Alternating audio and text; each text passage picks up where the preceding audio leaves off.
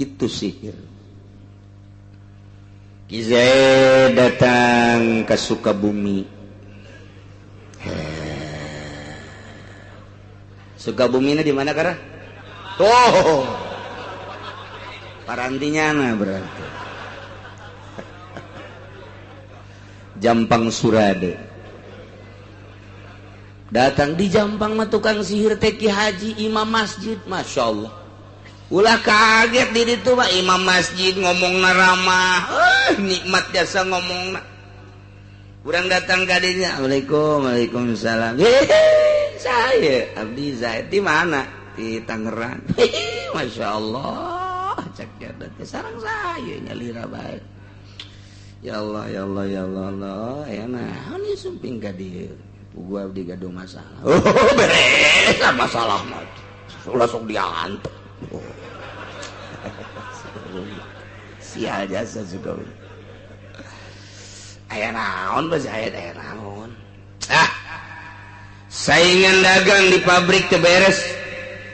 Nu biasa diangkat ku kula ipra ku Ki Umar buang ka warah teh. Ulah diantepkeun jelema kos kitu.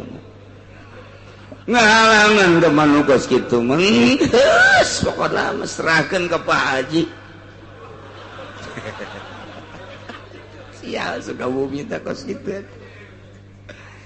Rek dikumahakeun apa ke rek diedankeun dek digeringkeun atau dek dilesukeun atau dek sakaligus bae diberes kaduhung kaliwat langkung hante nyembah kayang agung rapat teu meunang gerak Islam kamari ieu tinggal selangkah deui melalui Osama digoyang perekonomian dunia melalui Osama bin Laden jeung Saddam Hussein transaksi geus teu disahkeun make dolar, dinar, dirham di Irak. Iran dek nurutan deui. Wah, dua sosok manusia eta dikejar nu korban ka orok-orok.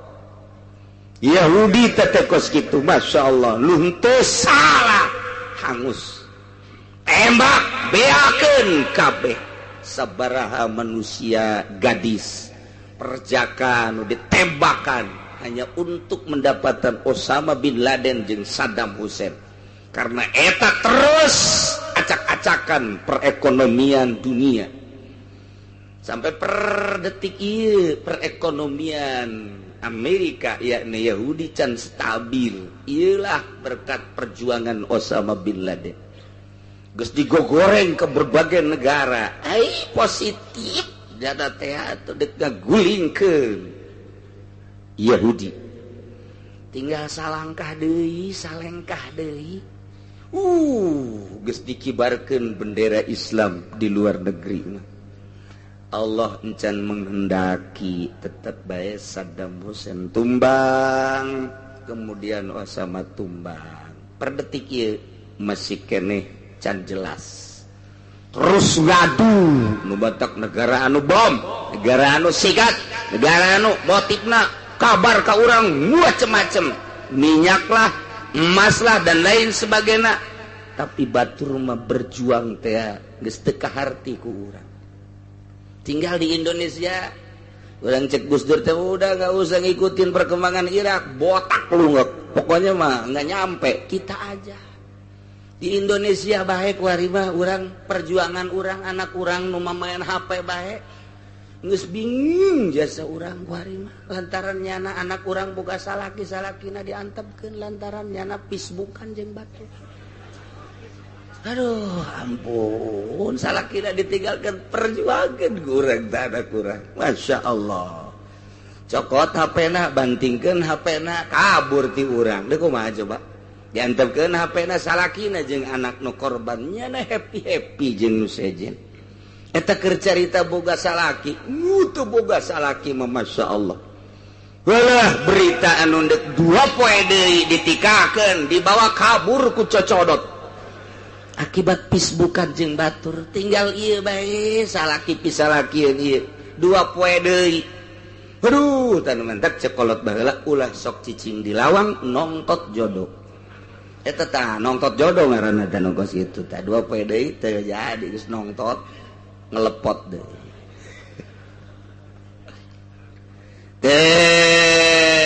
integrasi Kizaid. Setelah diintegrasi ngakunya cara membunuh Ki Umar adalah ditajui, diparak-parak deh. Sepoe, 2 poe, 3 poe, ayo coba datang ke Pae. Masya Allah. Tussobi. Walawi jeung umpamana tajui katagrikin model dikerem Zaid menganiaya Ki Umar teh dibebaskeun ka sumur.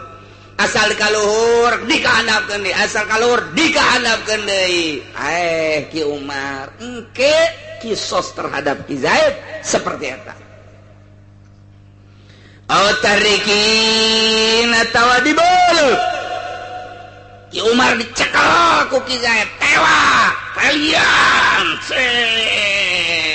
asupan awi leungeuna ditalian, sukuna ditalian, disate, dipulum, dibulak-balik, ngerecek geus.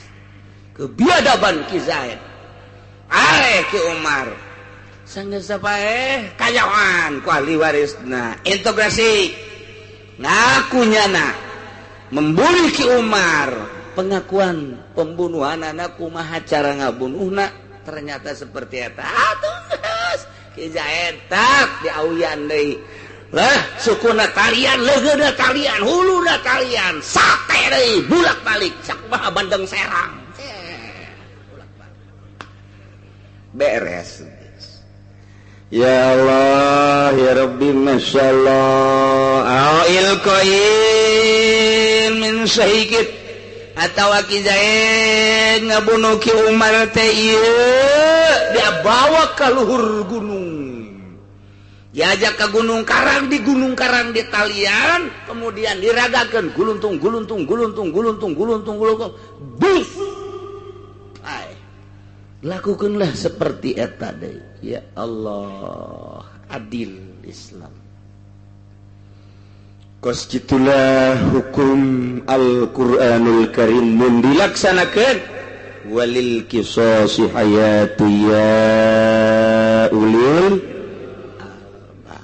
Dilakukan hukum qisas bakal aya kahirupan anu istimewa, kahirupan loh jinawi, subur makmur, nikmat. Sebab jelema dek ngabunuh cilaka aing dibunuh deui. Moal terjaga ku hukum qisas. Mun aya jelema maling potong leungeunna, kanyahoan ku batur pan burut potongna berarti pamalingan ieu. Engke aya nu maling deui, aya pelaku-pelaku nu lain teh sieun mung aing ayo urang maling sembol aing kurang kanyahoanana aing dipotong minimal sieun heula.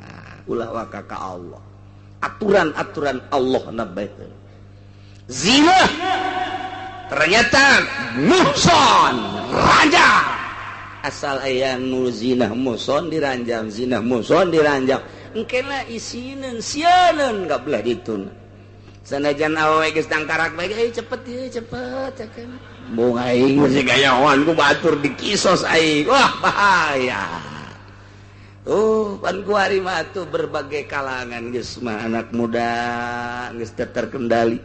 Nu baroga pamajikan, baroga salaki, zararina henteu kumaha meureun ieu nagara, moral jeung moral bangsa.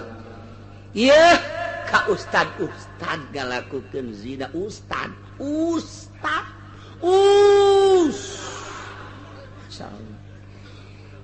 Ustad dan cenah kiai engke 4 mata. Geus aya di kantong kula kabeh. Pasar Kemis aya sabaraha ustad anu zina, Cikupa aya sabaraha ustad nu zina, Belaraja sabaraha ustad nu zina, naik ka Tangerang kota aya sababaraha ustad nu zina. Pan cenah kiai nyaho, apaan awewe lo bebeja ka aing. Minta pertanggungjawaban. tadi nama kiai kumaha cenah kula minta pertanggungjawaban pan ka aing sial orenganan aya anu mawa foto nanya make udeng-udeng make sorban sial jasa kula ditanya neng sebabogan sabaraha tahun 2 tahun cenah kiai malah mah ustaz sok ngaji cenah ka dieu ka Cilong kula mah mau ngaji sia singkeun aing aduh Gusti Allah ya wadak panggih jeung beungeut oh iya ya awena bebeja tuh aya nu gadis awena aya nu rangda awena emang kumaha gitu bebeja panjana lantaran dipake pan atuh dibayar henteu boro-boronya angkot ge marah atuh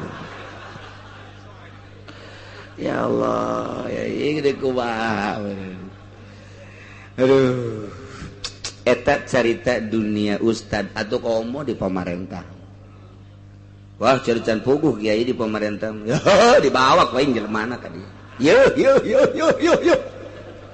wah cenah ulah sok suudon lain suudon nyata nyaho di mana kiai ya pokona mah aing nyaho transaksina ge nyaho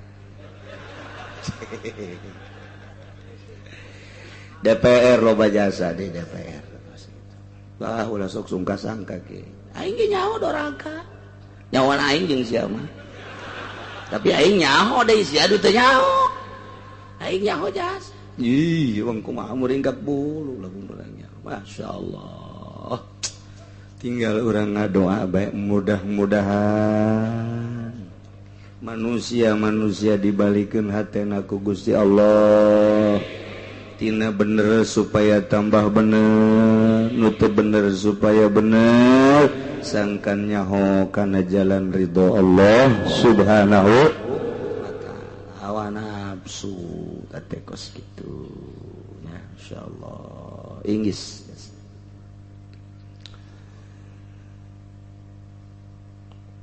kidulau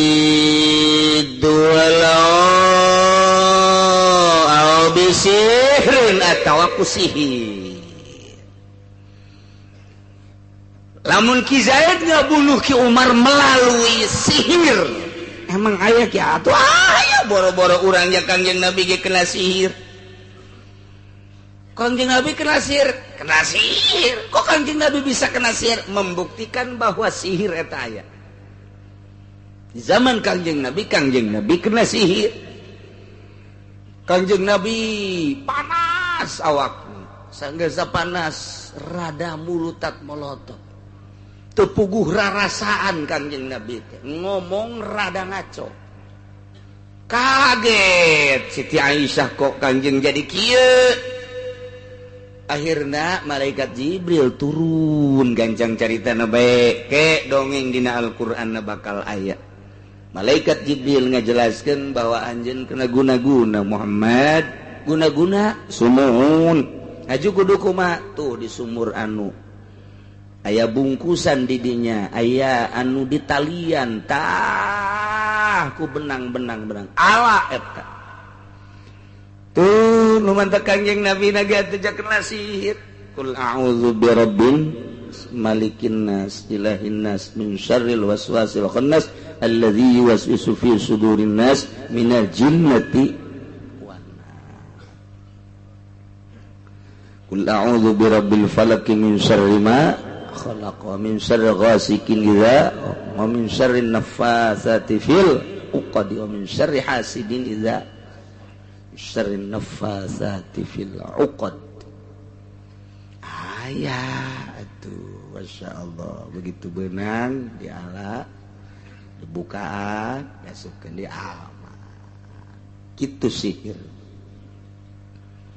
Ki Zaid datang ke Sukabumi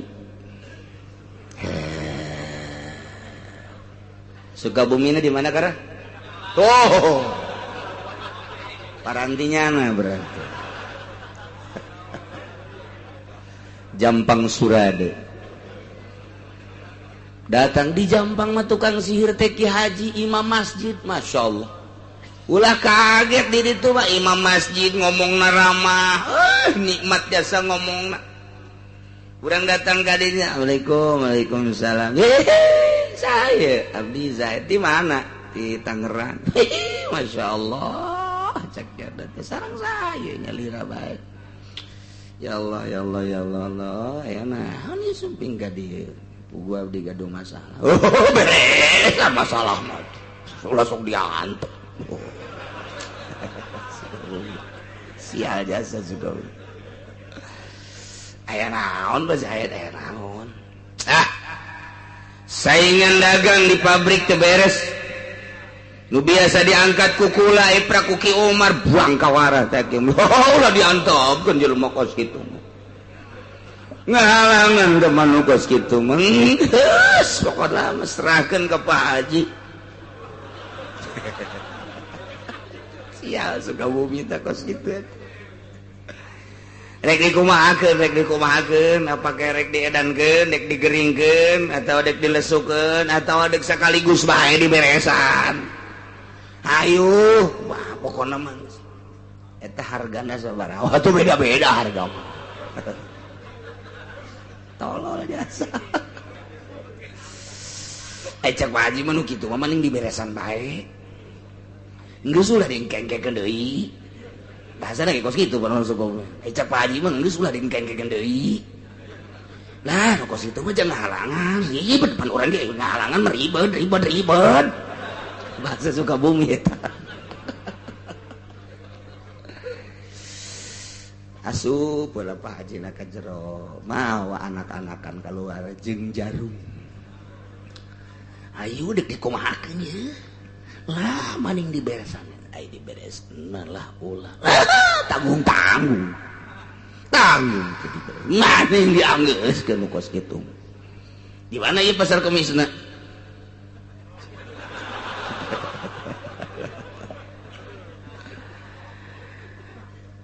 Terep. Aduh, ampun, Masya Allah. Sabaraha duit tetep Haji lamun diberesan gitu. Alah, mawa sabaraha ayeuna mawa sabaraha. Mawa sabaraha ayeuna. Ya 1 juta, geus 1 juta heulang ke sesana mah ira bae geus pokona. Gampang bae jeung Pak Haji mah ieu mah urang duduluran bae. Sial jasa. Tukang sihir di Sukabumi tolol jasa. Atuh kos kitu mah tuh tenang. Geus sok udah nyoba beres bae geus. Ye saha ngaranna? Saha ngaranna? Tulis di dieu ku Pak Haji tah ngaranna. Cepot. Cepot teh cepi. Waya cepot. Bin. Alamat.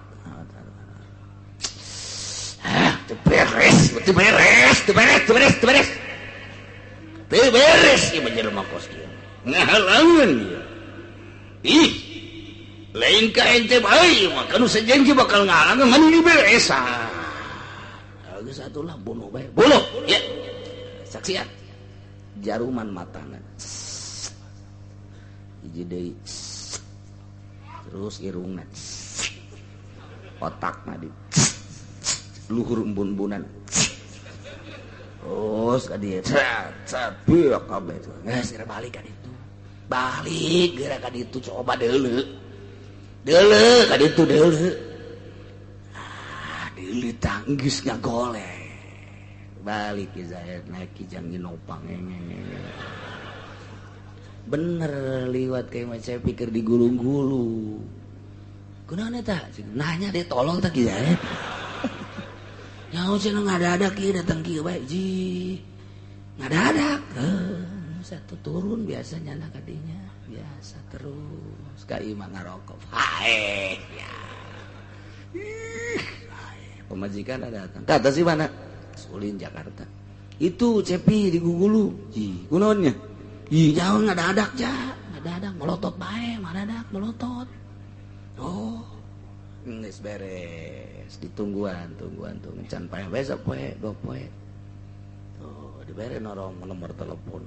Pak Haji, kok can beres kieu? Saya sama gerak kirim.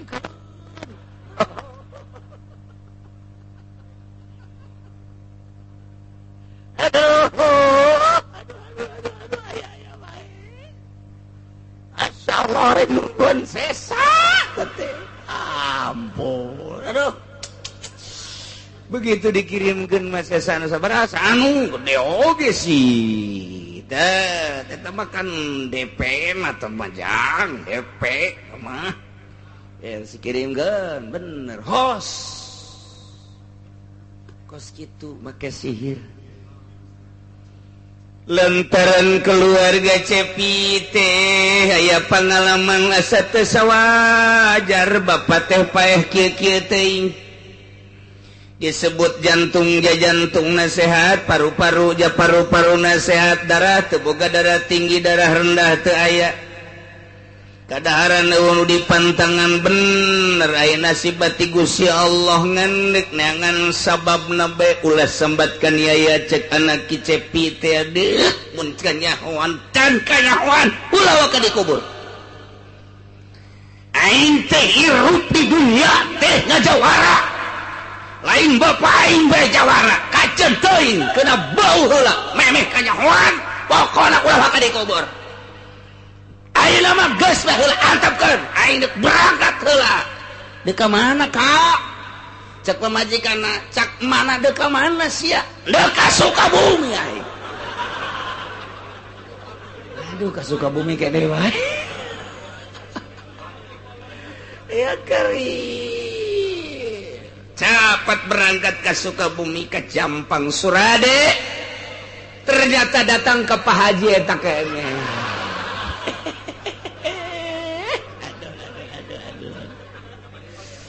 Waalaikumsalam. Di mana Cep? Abdi di Pasar Kemis.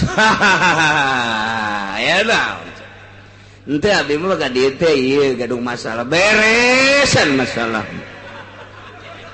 Ulah dingkekeun ribet.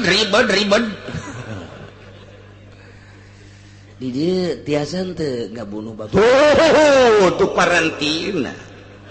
Asal ujang daek tanggung jawab baik Pak Haji mah kan sakadar usaha nu tanggung jawab mah masing-masing. Embung Pak Haji kudu tanggung jawab di akhirat mah. Ja Pak Haji ge nyaongan ieu mah pausahaan Pak Haji wae mah kos kieu. Sial jasa.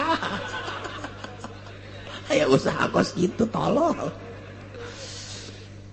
Terus aya tamu-tamu urang Pasar Kemis atuh aya nembe keneh mah aya we ka dieu 5 dinten kapengker mah aya tah. Sah eta sah. Namina Zaid. Saha teh nu dibunuhna? Aya Pak Cepi teh dibunuh. Nya Pak Cepi da sumur kumaha kitu eta ka dieu. Boga masalah cenah di pabrik. Ujang halangan bae lusok diangkat ku nya diangkat ku Pak Cepi. Akhirnya diberes, entah datana ge aya tah. Ujang boga masalah jeung sa. Teu abdi ge gaduh masalah, gaduna mangan. Engke bae heula ieu mah kakarak. Oh sok pertimbangkeun bae ku Acep heula. Pertimbangkeun ge ka diri sabaraha ngaos Pak Haji. Gampil sareng Pak Haji mah. Pak Haji mah aja duduluran pun Pak Haji mah. Aduh, masyaallah. Atuh ke abdi ka dede jeung sumohon sok we. Balik lapor ka Polsek. Tak, ya. Ternyata bapak saya meninggal dari Allah hakikatnya. Tetapi sababnya ini adalah ada cucunguk. Apa itu cucunguk? Bapak nggak tahu cucunguk. Tuh, Jahit itu cucunguknya. Kamu kok bisa ngomong begitu? Nggak boleh sembarangan. Awas ini kena sanksi. Tanggung jawab saya. Panggil Ki Zaid. Kamu punya data dari mana? Nanti dulu, panggil dulu. Takut dia kabur. Nggak bisa begitu saja. Oh ya. Bisa tuh make kita. Di tanggal Ambon teu nyahun. Udah nih, udah beres. Oh ya, tenang. Ini nggak kebagian. Tambah lagi entar. Yang penting tangkap aja. Tangkap bisa. Ada apa ini? Saya ditangkap. Pokoknya menghadap dulu. Kasusnya dulu dong. Kasus kematian Pak. Masa orang mati saya yang ditangkap? Enggak, ini mah supaya enggak bisa. Cek di Zaid. Orang mati saya yang ditangkap enggak boleh begitu dong. Enggak, ini mah supaya menghadap aja. Oh iya. Aman Ki Zaid. Polisi tolol. Ti dia nyokot, ti ditu nyokot. Itu beres sama kos gewat. Cek keluarga Cepi kok bukan nggak ditangkap? Aduh nggak bisa. Soalnya dia nggak ada itu kesalahan-kesalahan yang jelas. Tangkap aja dulu ntar saya. Oh nggak bisa dong. Nih. Oh iya dah. Tangkap. Sial dah polisi. Kesimpulan nama Ki Zaid ditangkep, sanggeus ditangkep, terus ditanya kematian Pak Cepi. Atuh hubungan kula majakeun eueuh acan, sanggeusna menghelak. Kakenca kakatuh, kakara diangsongkeun data Pak Haji Sufyan urang Sukabumi. Berikut dina buku daftaranana dipoto pakai HP. Inilah sosok yang menganiayanya menurut laporan Pak Sufyan di Sukabumi adalah Pak Zaid, tetangga daripada Pak Cepi. Inilah data otentiknya. Teu daya teu upaya Ki Zaid. Berarti Ki Zaid selaku pembunuh terhadap Pak Cepi dengan sihir. Nah iya setelah jelas perlakuan Ki Zaid memakai sihir penganiayaan terhadap Ki Cepi, nah maka Ki Zaid ya sihir deh. Anak-anak ada cokot. Terus dibacaan lagu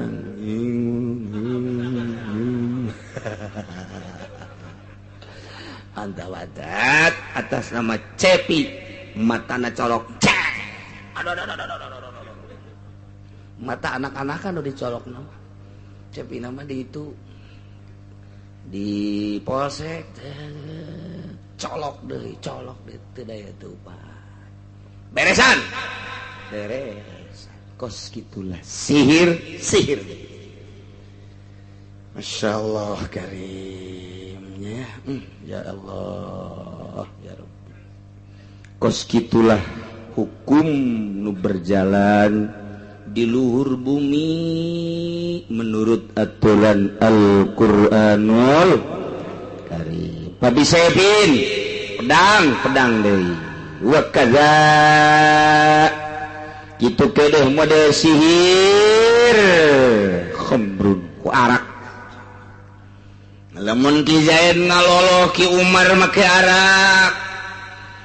arak geus walah-wah leuheut tambah whisky geus jana walah-wah tambah mensen geus mensen tambah deui coni tambah deui make pel nu leutik koneng pelna eta mata lamun diasupkeun ka dinya langsung diudek-udek paeh jelema mun diinum mun teu kuat mah naon ngaranna pelna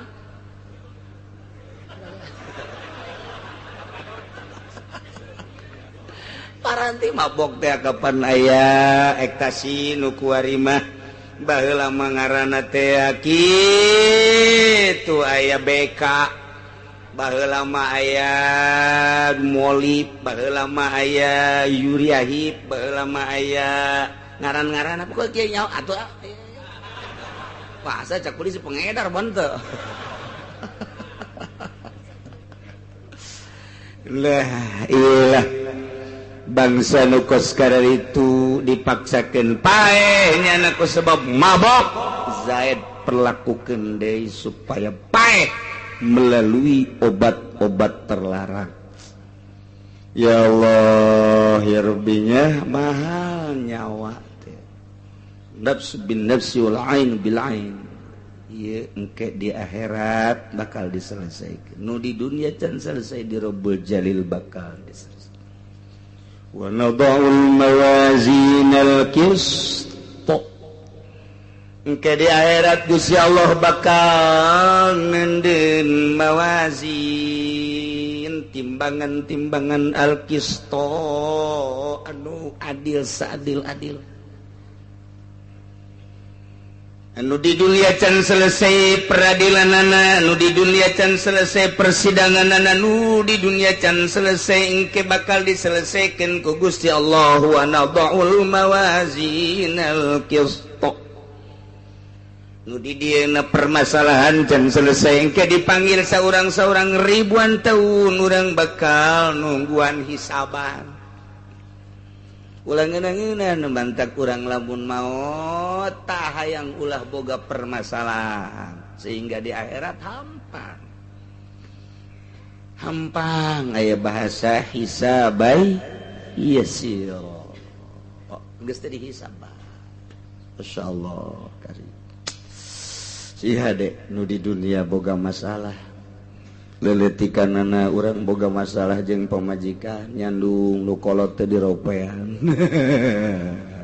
kuari wae engke dipanggil pamajikan nu kolot marahnya na ngadakwa ya Allah ya Rabbi mana peradilan Gusti nu dina Al-Qur'an dijelaskeun wa nadha'ul mawazinal qist abdi dicandung Gusti setelah salaki abdi nyandung dungora bae membes bae di nogora teu pernah ngadapakaan lahir jeung batin anak abdi ngaberayak abdi datang ke maut. Nah ayeuna abdi dek minta peradilan ka Gusti panggil salaki abdi dek kumaha coba dek lompat ka mana salaki na ngusap-ngusap ke di akhirat siapan pamajikan aing ulah kitu-kitu ngari kituan teh baheula geulak nanya-nanya acak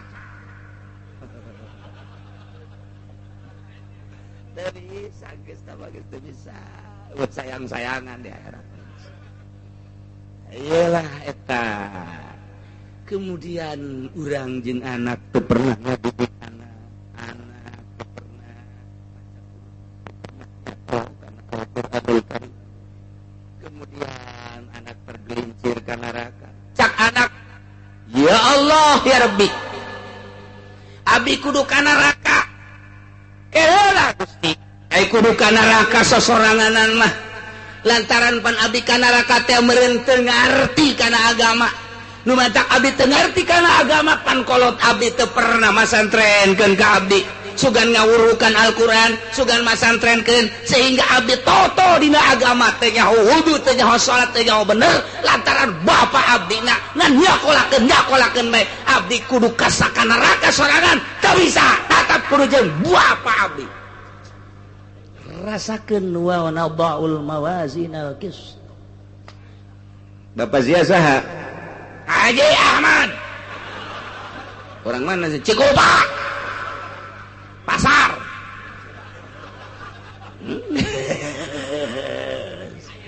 panggil gaji rekuade itu matak untuk menggugurkan kewajiban anak didik teu bisa kurang bawa ke ustad lamun ke di akhirat nyanang ke ngadakwa keneh ka urang ini Pak Haji Ahmad betul ini menurut pengakuan anak bahwa bapak tidak pernah mendidik betul.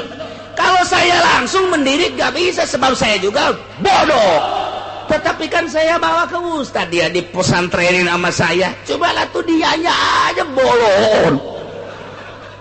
Atau bolonnya saya santrenin dia. Saya belum datang ke rumah dia udah datang ke rumah.